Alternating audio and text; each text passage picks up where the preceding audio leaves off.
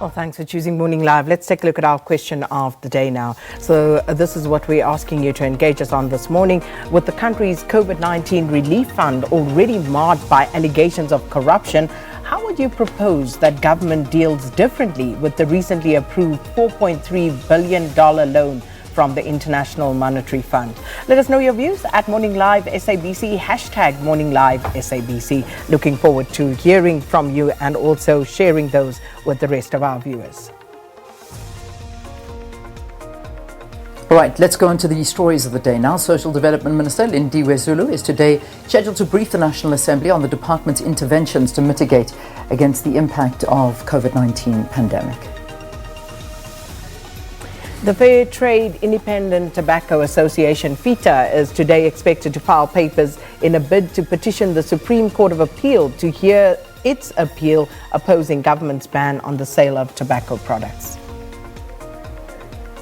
Former Police Minister Nathi Nhleko is expected to continue giving testimony at the Commission of Inquiry into allegations of state capture when it resumes this morning.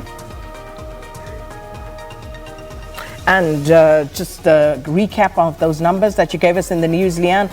The cumulative number of confirmed COVID-19 cases in the country now at 452,529. The number of deaths surpassing that 7,000 mark. 7,067 is what we're on. There's a total of 274,925 people who have since recovered from COVID-19, which is a very important stat. And our active cases now standing at 170,537.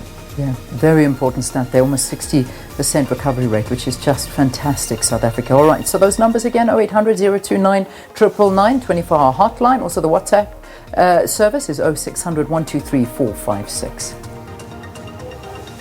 Well, moving along, looking at that past 7 days and how we've tracked the number of infections, the new cases in the last column there, last Tuesday at 8,170, and then we went into the 13,000s, slightly down since then. On Saturday, 12,204, Sunday, 11,233, and yesterday recording 7,096 new cases. And as we said, very important to keep track of the number of recoveries, because as long as that outpaces our number of deaths and also the active cases, we are happy, Leanne. That means we're moving in the right direction. Happy being a relative term in this instance. Certainly.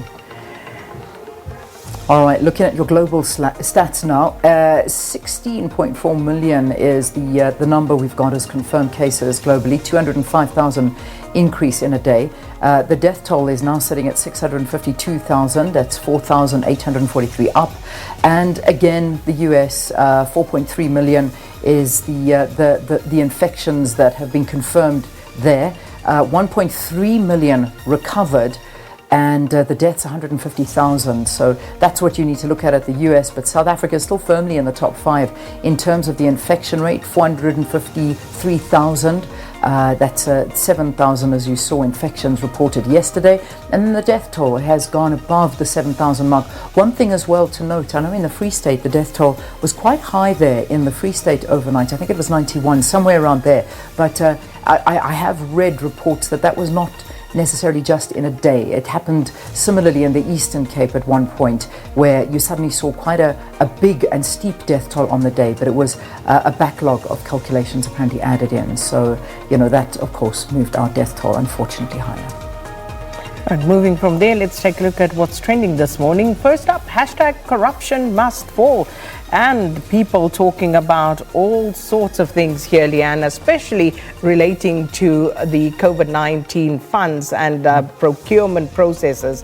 The Gauteng Department of Health, and we know the President's spokesperson, Kusela Diko, that of course top of mind in terms of what people are talking about.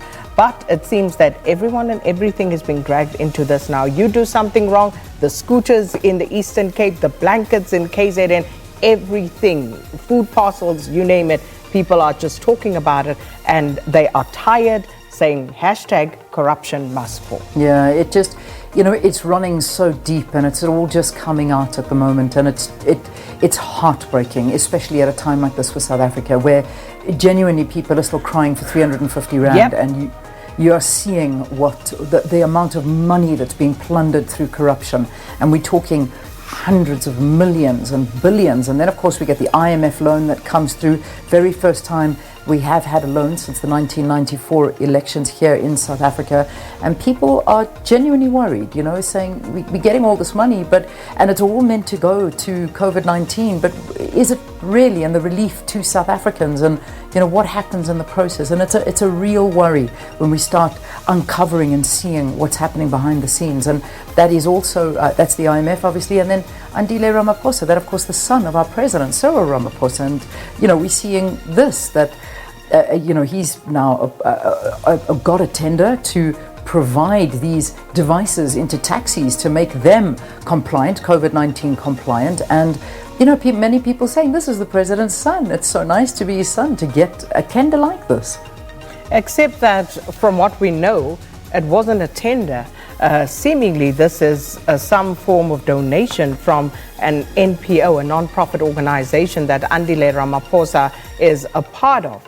That is what he told us, and this is what is happening. As you can see that Bentley, and as you said, because we were told taxis need to have their windows open, but of course that's not happening. So this particular contraption is meant to aid in that regard, whereby you would have airflow into the taxi. And then there's also supposed to be some airtight container around the driver, so as to stop that particular infection rate.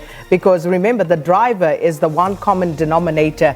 The passengers get on and off, but the driver remains. So if the driver is COVID positive, you have a problem. Yeah, indeed. So apparently it's a Gauteng project, 1,000 rand a piece. How many taxis have been fitted? They say 200 vehicles so far. And, it's I don't know. All right, yeah. Let's leave it. Leave it. But and this is the thing, and this is what people are saying, Leah. And I saw a message yesterday where someone was saying, if we were talking, for example, the 125 million rand tender to Kusela Diko, this was a message that was forwarded quite widely. If we were saying this is the husband of Batabile Dlamini, who received a tender like this, would we be quiet right now? And I guess what people are saying, different strokes for different folks, not quite. We need to be even-handed in how we deal with such issues, real or perceived. Yeah, absolutely, absolutely. All right, we got to quickly get into our news headlines, though. So let's roll the sting and tell you what's leading our bulletins.